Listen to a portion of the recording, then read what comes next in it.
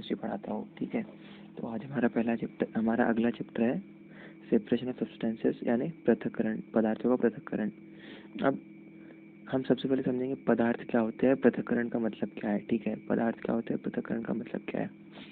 पदार्थ हम कोई भी ऐसी चीज़ मान सकते हैं जो या तो खुद एक घटक से मिलके बनी हो या एक से अधिक घटक मिलके उसे बनाते हैं, ठीक है। तो हम इसमें पदार्थों में हम दो चीज़ें मान सकते हैं, मिश्रण और घटक, ठीक है। जो मिश्रण होता है वो दो या दो से अधिक घटकों से बनने वाला पदार्थ होता है, ठीक है। तो कंस्टिट्यूएंट्स में जैसे क्या हो सकता है, वो एक ठोस हो सकते हैं, तरल हो सकते हैं या गैस हो सकते हैं, सॉलिड, लिक्विड या गैस, कुछ भी हो सकते हैं। जब कोई भी एक प्रकार का पदार्थ यानी सॉलिड, लिक्विड या गैस हम लेते हैं तो वो एक घटक होता है, ठीक है। और जब हम मिश्रण की बात करते हैं तो दो या दो से अधिक घटक मिलके जो भी पदार्थ बनाते हैं उसे मिश्रण कहते हैं। यानी या तो सॉलिड या लिक्विड मिल जाए या सॉलिड सॉलिड मिल जाए या लिक्विड लिक्विड मिल जाए या गैस गैस मिल जाए, सॉलिड गैस मिल जाए या सॉलिड लिक्विड मिल जाए, लिक्विड गैस मिल जाए। इस तरह से इनमें से तीन में से भी कोई भी एक से ज़्यादा पदार्थ मिल जाए तो जो बनता है उससे हम लोग मिश्रण कहते हैं, ठीक है। तो अब ये सब तो हो गए पदार्थ। अब इन सभी पदार्थों का हमको पृथक्करण करना है। तो हम लोग ये पृथक्करण के ऊपर पढ़ते हैं। हमें क्या होता है कि हमारे डेली लाइफ में अलग अलग तरह की चीज़ों की ज़रूरत पड़ती है। जैसे हमारे पास में कोई चीज़ है, हमें कोई एक चीज़ है, साफ़ चाहिए और उसमें बहुत सारी गंदगी मिली हुई है, ठीक है। और हमें ये गंदगी अलग करना है और साफ़ चीज़ अलग चाहिए। तो इसके लिए हम लोग को अलग अलग प्रकार की पृथक्करण विधियाँ उपयोग करना पड़ेगा ताकि हमें साफ़ चीज़ मिल जाए। तो इसके लिए हम लोग जो हमारे जितने भी मिक्सचर होते हैं, जितने भी कंस्टिट्यूएंट होते हैं, घटक, मिश्रण, पदार्थ, जो भी हम बात कर रहे हैं, इनकी जिस प्रकार की प्रॉपर्टीज़ होंगी, जिस तरह की कैरेक्टरिस्टिक्स होंगी, उसके हिसाब से हम लोग अलग अलग प्रकार की पृथक्करण विधियाँ यूज़ करते हैं। तो वो हम लोग कैसे करते हैं वो आगे देखते हैं, ठीक है। तो जनरली जो पदार्थ होता है, कोई भी मिश्रण है, तो उसमें क्या होता है कि अलग अलग 7 तरह के अलग अलग मिश्रण बन सकते हैं। तो सबसे पहला है ठोस पदार्थों का मिश्रण, यानी अकेले ठोस ठोस पदार्थ मिल गए, 2 सॉलिड। जैसे एग्जाम्पल के लिए हम देखें तो रेत और मिट्टी दोनों ठोस है ना, मिट्टी के कण बड़े बड़े, तो ये दोनों मिल जाएंगे तो जो मिश्रण बनता है वो ठोस पदार्थों का मिश्रण होता है। फिर अगला तरल पदार्थों का मिश्रण। हम घर में जो दूध आता है, घर में दूध में पानी डालते हैं तो दूध और पानी का मिश्रण, तो वो हो जाता है तरल पदार्थों का मिश्रण, ठीक है। फिर अगला है गैसीय पदार्थों का मिश्रण, यानी जब दो गैसें या दो से अधिक गैसें मिल जाए तो उसे हम लोग गैसीय पदार्थों का मिश्रण कहते हैं, ठीक है। इसका एग्जाम्पल जैसे हवा में बहुत सारी गैसें मिली हुई है, जैसे ऑक्सीजन, नाइट्रोजन, अलग अलग प्रकार की गैसेस जो है ना, ये सारी हवा में मिली हुई है, तो ये गैसों का मिश्रण हो गया। तो एग्जाम्पल इसका क्या हुआ, वायु, जिसमें अलग अलग प्रकार की बहुत सारी गैसें मिली हुई है। अगला है ठोस और तरल पदार्थों का मिश्रण, यानी एक ठोस एक तरल, दो ठोस दो तरल, इस तरह से कम एक ठोस और एक तरल का मिश्रण ठोस और तरल पदार्थों का मिश्रण कहलाता है। एग्जाम्पल जैसे हमारे पास में कोई तरल हो गया पानी, अब पानी में हमने क्या कर दिया, नमक डाल दिया, तो पानी और नमक का मिश्रण बन गया, पानी और नमक का मिश्रण, तो ये ठोस और तरल पदार्थ का मिश्रण बन गया। अब अगला तरल और गैस पदार्थ। जैसे हमारे घर में हम लोग कोल्ड ड्रिंक पीते हैं ना, तो कोल्ड ड्रिंक में क्या होता है, कोल्ड ड्रिंक की जो बोतल होती है, ठीक है, इसमें तरल भरा होता है और इसके अंदर गैस भरी होती है। तरल और गैस दोनों मिली होती है। कौन सी गैस होती है, जनरली CO2 होती है, ठीक है, याद रखना, CO2, कार्बन डाइऑक्साइड, CO2। तो ये हो गया तरल और गैस पदार्थों का मिश्रण, ठीक है। अब अगला ठोस और गैस पदार्थों का मिश्रण। जब ठोस में गैस भर जाए, जैसे कोई भी ठोस वस्तु है उसके अंदर गैस भर जाए, जैसे हमारे पास में कोई भी एक धातु का टुकड़ा है, उसके अंदर बहुत छोटे छोटे पोर्स होते हैं, छोटे छोटे छेद होते हैं, वहाँ से गैस भर जाती है, और जब ये पैक हो जाता है ऊपर से तो इसके अंदर गैस भर जाती है। तो ये एक एग्जाम्पल हो गया ठोस और गैस पदार्थों का मिश्रण, ठीक है। फिर आखिरी है ठोस तरल गैस पदार्थों का मिश्रण। जब ठोस तरल गैस तीनों हम एक साथ मिला दे तो वो ठोस तरल गैस पदार्थों का मिश्रण हो जाता है। तो अलग अलग प्रकार के मिश्रण हो गए। अब ये सभी अलग अलग प्रकार के मिश्रणों को अगर हम लोग को पृथक करना है, इन सभी में से अलग अलग सब्सटेंसेस, उनको जो कॉन्स्टिट्यूएंट्स है, घटक है, उनको अलग अलग करना है, पृथक्करण करना है उनका, तो उसके लिए अलग प्रकार की विधियाँ यूज़ करते हैं। तो आगे हम लोग वो विधियाँ देख लेते हैं, ठीक है। तो सबसे पहला है पिकिंग। पिकिंग यानी हिंदी में इसे उठाना कहते हैं, ठीक है। तो क्या होता है, जब बड़ी बड़ी मतलब कोई भी दो सॉलिड सब्सटेंसेस हो, दो या दो से अधिक सॉलिड सब्सटेंसेस यानी ठोस पदार्थ हो, तो जब ये एक दूसरे में मिले हुए हो लेकिन अच्छे से नहीं मिले होते हैं, जिन्हें हम लोग आसानी से हटा सकते हैं एक दूसरे में से, तो उसके लिए हम लोग पिकिंग यूज़ करते हैं। पिकिंग का मतलब हाथ से, हम लोग हाथ से दो पदार्थों को, दो घटकों को अलग करते हैं एक दूसरे में से, वो दोनों ठोस होते हैं। जैसे example, grains mixed with stones यानी पदार्थों के साथ, पत्थरों के साथ मिश्रित अनाज। जब हम लोग कभी ज़मीन पर अनाज गिर जाता है तो उसमें पत्थर और अनाज दोनों एक साथ मिला होता है, तो उसमें से हम लोग किस तरह से हटाते हैं उनको, अनाज में से पत्थर अलग करते हैं, ठीक है। Generally solid substances that do not mix with each other are separated from a mixture by picking with a hand. तो हम लोग हाथ के द्वारा, मतलब हमारे हाथों से इनको अलग करते हैं, ठीक है। एग्जाम्पल क्या है, पत्थरों मिश्रित अनाज, जो अनाज में पत्थर होते हैं मिक्स रहते हैं, उनमें से हम लोग पत्थर अलग करते हैं। अब अगला है सीविंग। सीविंग यानी इसका मतलब होता है छानना, छनन, छानना या छनन, ठीक है, छनन। तो ये कब यूज़ करते हैं, जब दो सॉलिड पदार्थ यानी दो ठोस पदार्थ कुछ हद तक एक दूसरे में मिक्स हो जाते हैं, लेकिन उसको हम लोग हाथ से नहीं उठा सकते क्योंकि उनके साइज छोटे छोटे होते हैं। तो उसके लिए हम लोग सीविंग या छनन यूज़ करते हैं। हम लोग घर में देखते हैं ना, आटे को छाना जाता है छलनी के द्वारा। यदि ठोस पदार्थ समान आकार के नहीं होते हैं लेकिन वे एक दूसरे के साथ मिश्रण नहीं करते हैं, इस तरह से मिश्रण नहीं होते कि हम उनको अलग नहीं कर पाए, इस तरह से मिश्रित नहीं होते हैं, तो उसके लिए हम लोग सीविंग यूज़ करते हैं। उसमें क्या होता है, एक तार की जाली की तरह फ्रेम में कस के तय किया गया एक उपकरण होता है, एक तार की जाली होती है, तार की जाली होती है, इसके ऊपर से हम लोग पदार्थ को डालते हैं। तो क्या होता है कि जो अलग अलग साइज़ के होते हैं दोनों, तो बड़े साइज़ के ऊपर रह जाते हैं और छोटे साइज़ के नीचे गिर जाते हैं, तो इस तरीके से ये दोनों अलग हो जाते हैं। एग्जाम्पल, गेहूँ का आटा, गेहूँ के आटे में से हम लोग बड़े बड़े कण, गेहूँ के बड़े कण रहे या जो पिसाए नहीं होंगे उनको अलग करने के लिए हम लोग ये प्रक्रिया यूज़ करते हैं, ठीक है। If solid substances are not of the same size and they do not mix with each other, है ना, तो उनके लिए हम लोग ये प्रक्रिया यूज़ करते हैं। अगला, विनोइंग। विनोइंग का मतलब होता है कि जब हमारे पास कोई दो पदार्थ है और इनमें से एक बहुत हल्का है, तो क्या होगा कि हवा के कारण ये उड़ जाएगा, है ना, हवा के कारण ये उड़ जाएगा और हमें फिर ये अलग मिल जाएगा।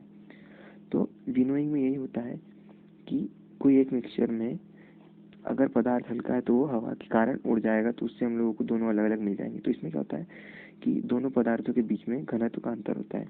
जैसे एग्जाम्पल, हम लोगों ने घर पे देखा है कि हमारे जो अनाज में होता है भूसा होता है या घास मिली होती है जो हम साफ नहीं कर पाते हैं ना, तो उसको अलग करने के लिए हम लोग ये विधि यूज़ करते हैं, है ना। घर में हवा जब चलती है तो उससे क्या होता है, अनाज नीचे गिर जाता है और जो जितनी भी घास वगैरह है वो सब अलग उड़ के चली जाती है। तो ये होती है विनोइंग, ठीक है। In a mixture the substances which are light in weight can be separated with blowing some wind on them, है ना। तो ये होगी हमारी तीसरी मेथड। चौथी है डिकेंटेशन, ठीक है। डिकेंटेशन यानी हिंदी में निस्तारण।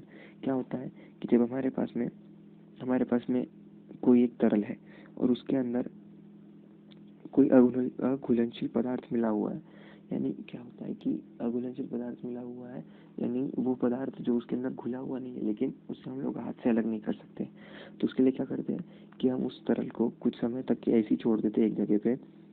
तो उससे क्या होता है कि जो गंदगी होती है, जितनी भी गंदगी होती है, ये सारी गंदगी हट जाती है, उसमें नीचे बैठ जाती है ना, उसमें वो सारी गंदगी नीचे नीचे बैठ जाती है, एक जगह पे नीचे बैठ जाती है और ऊपर तरल पदार्थ ऊपर साफ हो जाता है, तैर रहा होता है। तो इस तरीके से हम लोग को ये दोनों चीज़ें अलग मिल जाती है।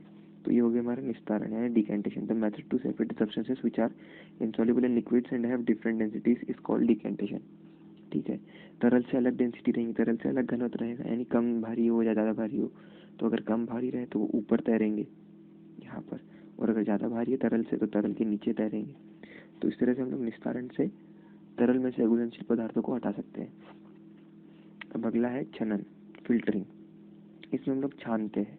इसमें क्या होता है कि कोई सॉलिड सब्सटेंसेस है, जैसे हमारे पास ये भी गंदा पानी था, पिछली स्लाइड में हमने देखा है जो पानी था इसको हम लोगों ने यहाँ साफ कर लिया। अब ये जो पानी बचा है, इस पानी को, ये जो पानी भरा हुआ होगा हमारे पास में, है ना, तो इस पानी में कुछ ऐसे सॉलिड होंगे जो अभी भी साफ़ नहीं हुए होंगे, तो उसको हम लोग फ़िल्टर के द्वारा साफ़ करते हैं। हम लोग अलग अलग फ़िल्टर यूज़ करते हैं जिसमें बहुत छोटे छोटे छेद होते हैं, बहुत छोटे छोटे छेद होते हैं। जैसे एक फ़िल्टर पेपर होता है, इसमें बहुत छोटे छोटे छेद होते हैं जहाँ से केवल तरल पदार्थ जा सकता है और कुछ नहीं जा सकता है। तो इसके लिए हम लोग फ़िल्टरिंग यूज़ करते हैं। ठीक है, तो क्या करते हैं इसमें इसमें हम लोग फ़िल्टर पेपर लगा देते हैं और यहाँ से डालते हैं कोई गंदा पानी या जो भी हमारा तरल है। तो उससे क्या होता है कि तरल इधर मिल जाएगा और जो छोटे छोटी और छोटे छोटे साइज़ के अपशिष्ट है वो इधर जमा हो जाते हैं फ़िल्टर पेपर के ऊपर। तो इस तरह से छनन विधि या फ़िल्टरिंग पूरी होती है। ठीक है, इसके आगे है मैग्नेट मेथड। तो मैग्नेट मेथड कहाँ यूज़ होती है? अगर हमको आयरन फिलिंग्स यानी लोहे के छोटे छोटे कण या कोई भी धातु जो चुंबक से चिपकती है, जो चुंबक की ओर आकर्षित होती है, उनको किसी पदार्थ में से, कोई मिक्सचर में से अलग करना है ना, उसमें से अलग करना। तो उसके लिए हम लोग मैग्नेट मेथड यूज़ करते हैं। तो उसमें अगर मैग्नेट हम लोग उस पदार्थ के पास ले जाएंगे तो जो भी चीज़ें उसे चिपक रही होगी वो मैग्नेट की ओर आकर्षित हो जाएगी और बाकी गंदगी एक तरफ बचेगी। तो इस तरह से हमको मैग्नेट के ऊपर जो चीज़ें हमें चाहिए थी वो मैग्नेट के ऊपर मिल जाएगी। ठीक है, तो ये होगी मैग्नेट मेथड। अब इसके आगे सब्लिमेशन। सब्लिमेशन का मतलब क्या होता है? सब्लाइम का मतलब जो सीधे सीधा सब्लाइम का सीधा मतलब होता है जो उड़ जाए। तो क्या होता है कि सब्लिमेशन किस लिए होती है? वे पदार्थ जो भाप बन के उड़ जाते हैं उनको मिक्सचर से अलग करने के लिए हम लोग सब्लिमेशन यूज़ करते हैं, है ना। जो पदार्थ मिश्रण से उड़ जाते हैं उनके लिए हम लोग सब्लिमेशन यूज़ करते हैं। ठीक है, तो ये पदार्थ क्या होता है? ये पदार्थ होता है सब्लिमेटिंग सब्सटेंस, यानी जो उड़ जाए, भाप बन के उड़ जाए।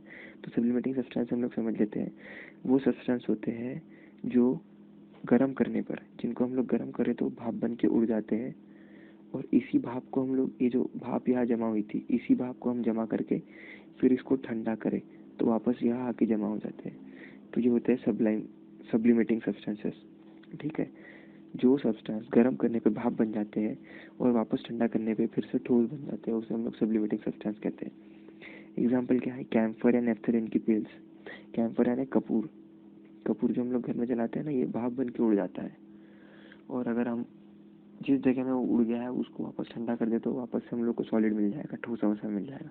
या नेफ्थलीन पिल जो हम लोग कपड़ों में रखते हैं ना, नेफ्थलीन की गोलियाँ, ताकि उसमें क्या हो, कीड़े ना पड़े कपड़ों में, है ना। तो ये दोनों एग्जांपल है सब्लिमेटिंग सब्सटेंस के। अगर हमको इनको कहीं से अलग करना है, जैसे मिट्टी है और मिट्टी में कपूर का भूरा यानी कपूर के छोटे छोटे कण मिक्स हो गए और इसको अलग करना है, तो इसको हम लोग गर्म कर दो तो क्या कपूर उड़ जाएगा और यहाँ एक अलग इसमें हम जमा कर लेंगे, फिर इसको वापस ठंडा कर देंगे तो ये वापस से हमको ठोस मिल जाएगा, है ना। तो इस तरह से हम लोग ये सब्लिमेशन की प्रोसेस करते हैं। अब इसके आगे है इवेपोरेशन। इवेपोरेशन में क्या होता है कि हम लोग क्या करते हैं कि जो चीज़ें भाप बन के उड़ जाती है लेकिन उसे हम लोग वापस जमा नहीं कर पाए, उसके लिए हम लोग ये प्रोसेस यूज़ करते हैं। जैसे पानी है और पानी से हम लोग को नमक चाहिए, पानी से हम लोग को नमक चाहिए। ठीक है, तो क्या करेंगे, इस पे सूरज की किरणें पड़ेगी और पूरा पानी भाप बन के उड़ जाएगा। ठीक है, भाप बन के उड़ गया और हमें यहाँ वापस से नमक मिल जाएगा फिर। तो एवेपोरेशन की प्रोसेस वहाँ यूज़ की जाती है। ठीक है, तो ये हो गई हमारी 8 प्रोसेसेस और आखिरी प्रोसेस है डिस्टिलेशन।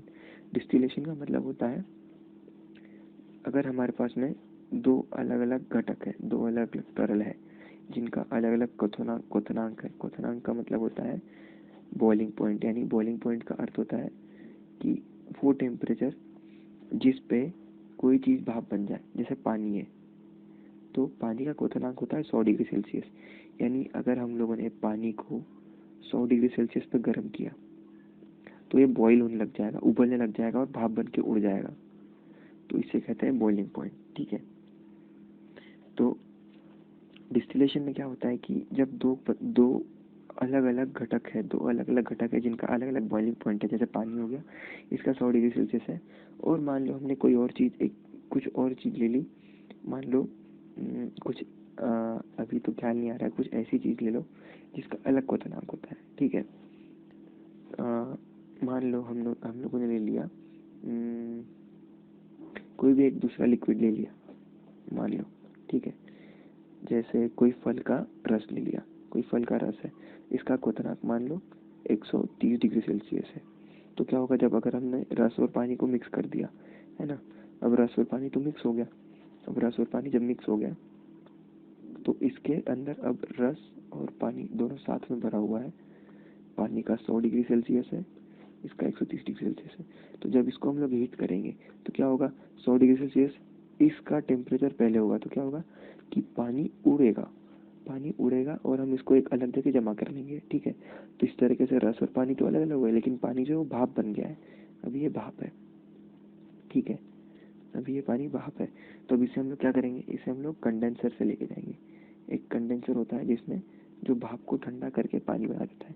ये कंडेंसर यहाँ से जाएगा तो यहाँ ये पानी बन के यहाँ से वापस फिर हमें एक अलग जगह मिल जाएगा।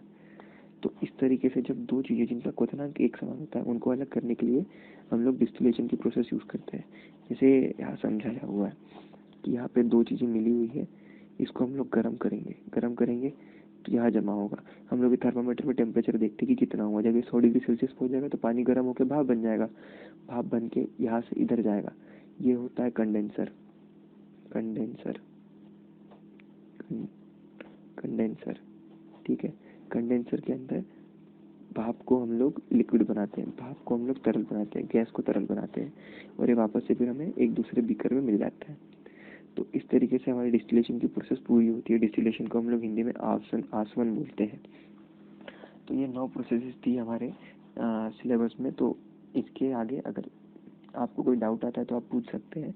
इन सभी 9 प्रोसेस में कोई डाउट आता है तो आप पूछ सकते हैं। Thank you.